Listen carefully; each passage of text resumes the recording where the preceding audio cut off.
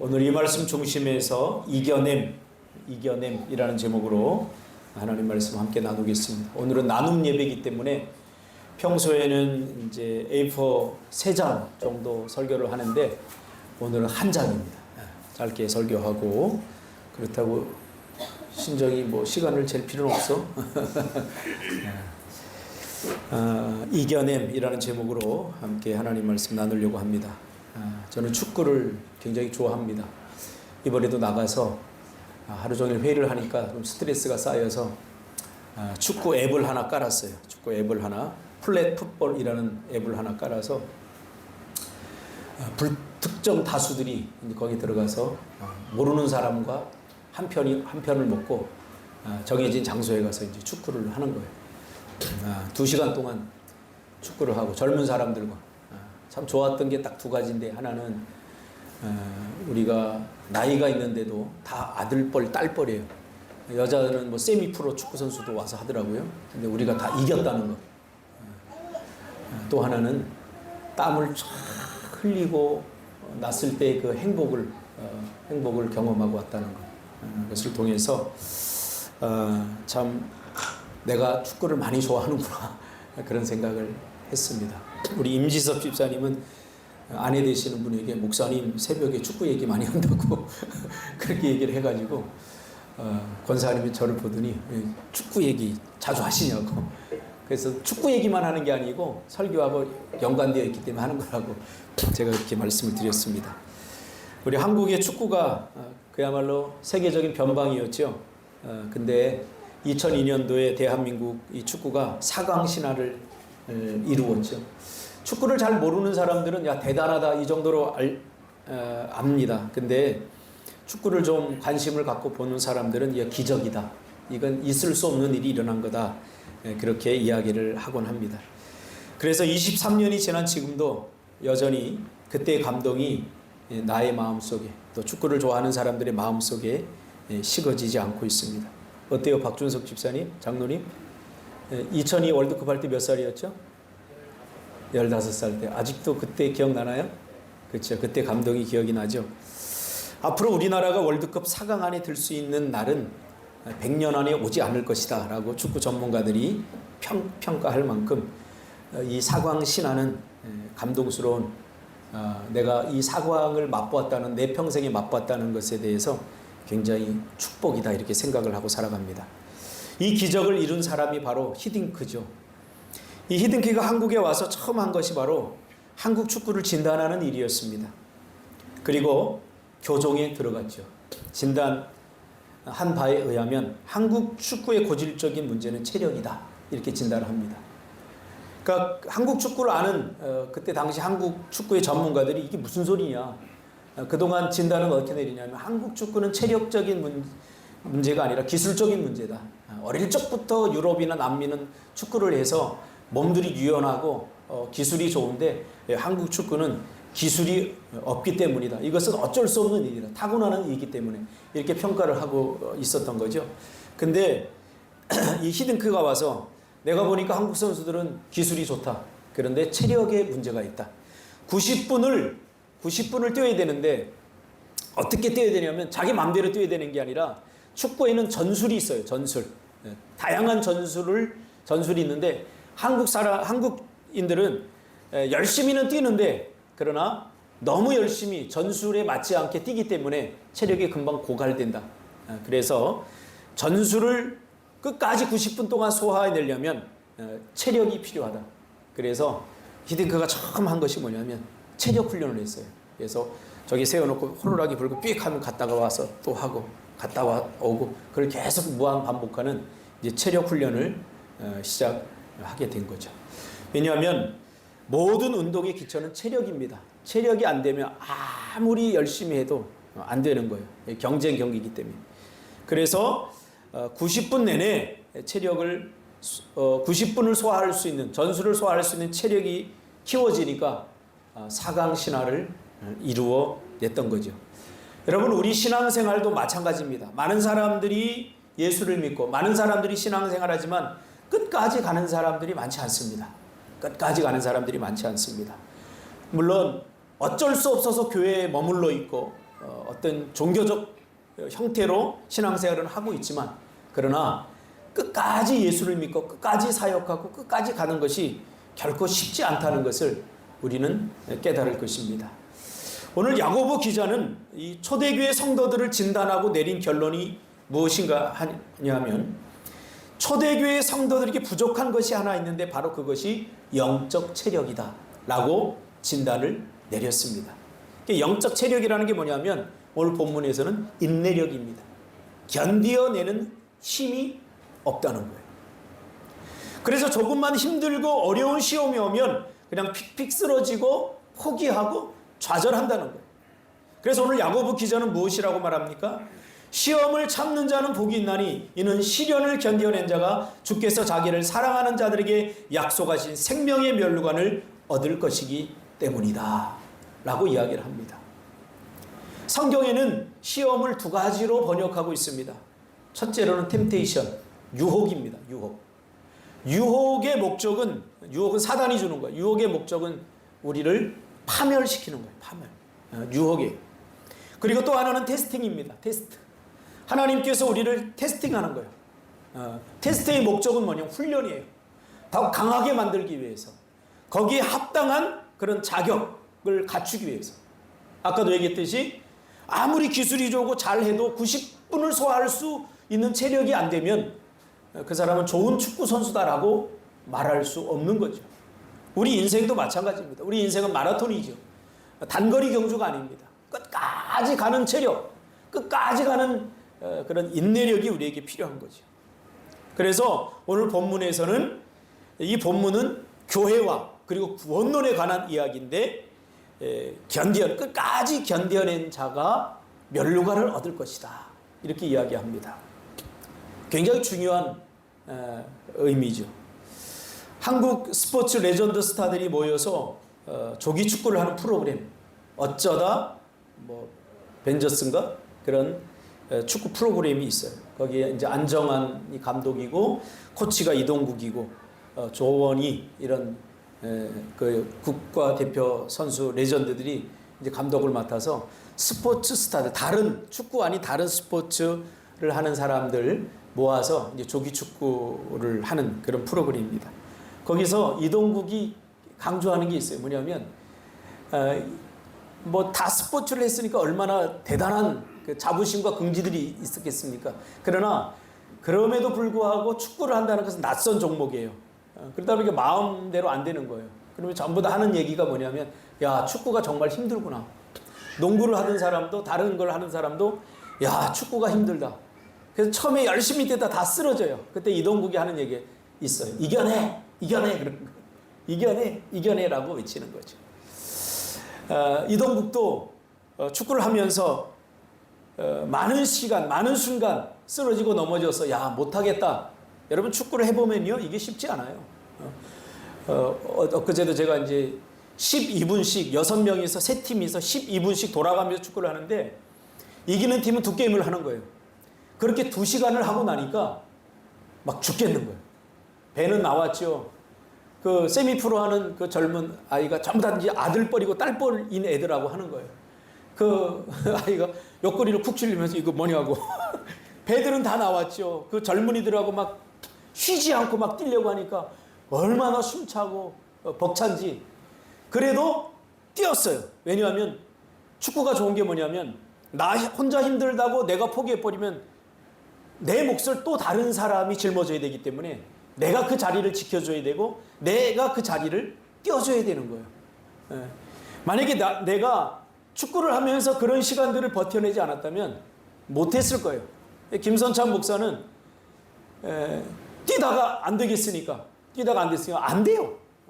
순발력도 안 돼요. 그러니까 난생 처음으로 나 골키퍼 올게 그러더라고요. 골키퍼 올게. 우리가 그렇게 골키퍼라고 해도 안 봐요. 최전방 스트라이크에 가가지고 우리는 그 목사님하고 뛸 때는 우리는 한 명 없거니 생각하고 뛰거든요. 거의 축구 골대 앞에 서서 공 주는 공만 이제 하니까 우리는 그냥 한 사람 없거니 하고 축구를 했거든요. 근데 젊은 애들하고 뛰니까 안 되는 거예요. 눈치 보이고. 그러니까 나 골키퍼 올게. 그리고 골키퍼로 들어가더라고요. 여러분, 우리가 살아가는 모든 삶에 있어서 가장 중요한 건 뭐냐면 견뎌내는 거예요. 견뎌내는 거. 견뎌내는 것은 굉장히 소극적인 표현이기 때문에 오늘 제목을 제가 견디어냄이라고 썼다가 성경에는 견디어내라 이런 표현들이 많이 나오거든요. 그래서 좀 바꿔 쓰죠. 이겨냄이라고.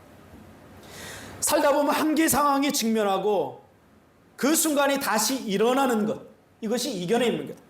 쓰러지는 게 중요한 게 아니에요. 다 쓰러질 수 있어요. 쓰러지지 않으려고 하지 마세요.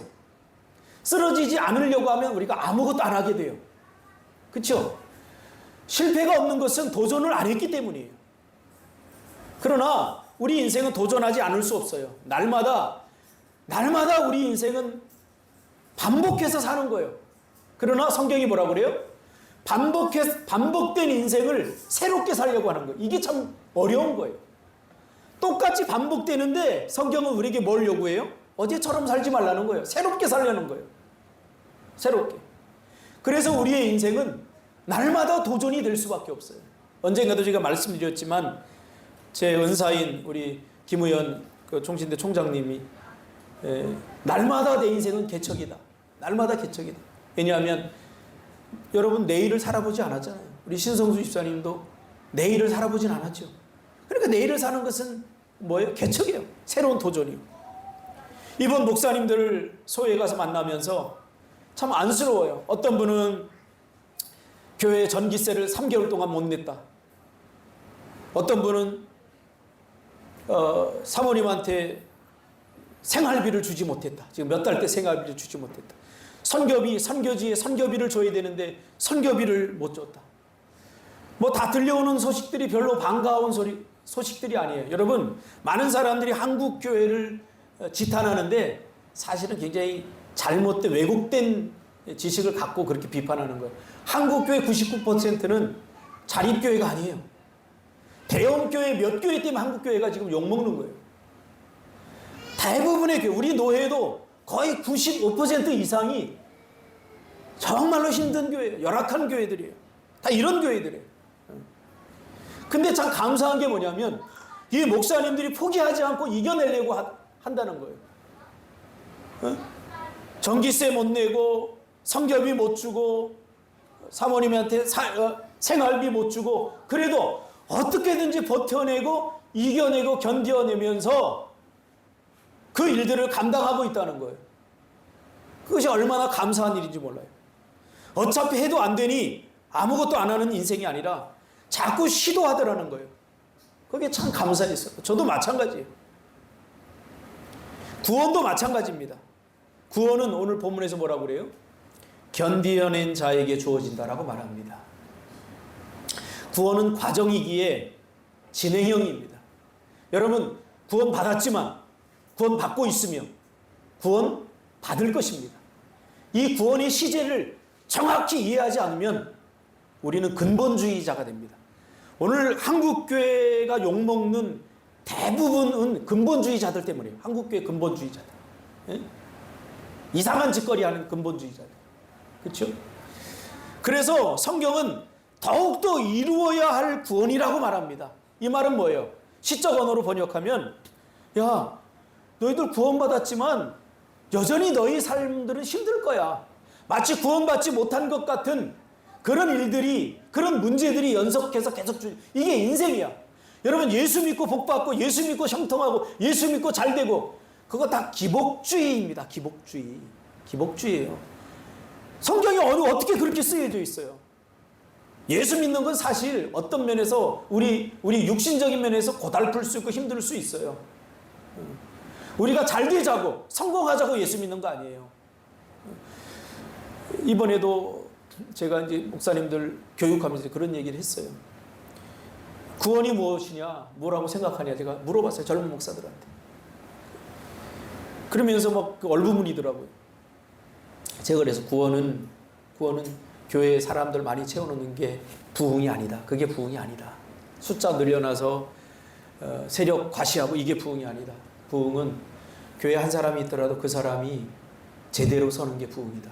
하나님의 말씀대로 살고 그 말씀대로 살지 못한 것에 대해서 안타까움을 갖고 우린 연약하니까 그래서 울어야 되고 돈 없어서 우는 게 아니라 내 성품이 이것밖에 되지 않고 내가 예수를 30년, 40년 믿었는데 내 영향력이 이것밖에 되지 않고 내 수용력이 이것밖에 되지 않은 나의 모습 때문에 내가 울어야 되고 내가 예수님 닮은 모습으로 변화되고 성장해 나가려고 하는 그런 사람들이 많아지는 것이 부흥이고 한 사람이라도 그런 사람들이 있다면 그것이 부흥이다. 제가 분명히 얘기했어요. 저도 그렇게 목회를 하고 있어요. 그렇게 하려고 애쓰고 있어요. 그러나 결코 쉽진 않아요. 왜? 성도들이요. 그런 교회는 잘 안 와요. 예배드리기 쉽고 또 잘 시설되어 있고 이번 여름 우리가 얼마나 힘들었습니까? 이 에어컨 한 대 켜놨는데 땀을 뻘뻘 삐질삐질 흘리면서 찬양하고 예배드리지 않았습니까? 이런 교회요 안 가요. 왜? 이왕 교회인데 다 똑같은 교회라고 생각해요. 이왕 교회인데 이왕이면 좀 편안하게 앉아서 말씀 듣고 땀 흘리지 않고 시원한 데서 말씀 듣고 딱딱 시스템이 되어 있고 전문가들이 즐비한 그런 교회 가서 예배드리고 싶은 거죠. 저는 이것을 타락이라고 보고 있습니다. 성도들이 정신 차려야 돼요. 한국교회 목사들 욕하지 말고요. 내가 정말 우리 성도들이 한국교회 목사들을 만드는 거예요. 지금 목사들이 기도하고 또 정말 말씀대로 살려고 발버둥 치지 않고 학위 따려고 지금 정신 팔려서 학위 따려고 어디 영국 가서 미국 가서 학위 따오면요. 지금 대형 교회도 큰 교회들 전부 다 원서를 넣으면요. 여기서 이 원서가 다 끼지 못하는 사람들이 많아요. 우리 같은 사람들이 끼지 못해요. 적어도 박사학위 한두 개 정도는 있어야 그 사람들 놓고 하는 거예요. 그럼 이걸 누가 결정하는 거예요? 성도들이 결정하는 거예요. 그러니까 성도들이 똑똑해져야 돼요. 성도들이. 하나님의 말씀이 살아있고 말씀대로 살려고 하는 그러한 거룩한 몸부림이 성도들 가운데 있어야 되는 거예요. 그저 앉아서 이렇게 하면 복 받습니다. 이렇게 하면 이렇게 하면 됩니다. 그러면서 자꾸 듣고 싶은 이야기만 해주면 한국교회 미래는 더 이상 없다는 거예요. 오늘 이 야고보 기자는 우리에게 결코 우리의 신앙의 우리 인생의 삶의 현장은 쉽지 않다고 얘기해줘요. 여러분 쉽지 않아요. 우리 인생의 현장이 결코 쉽지 않아요. 제가 사랑하는 아끼는 목사님 후배 한 명도 부천에서 20년 동안 목회를 했는데 너무 힘든 거예요. 너무 힘든 거예요.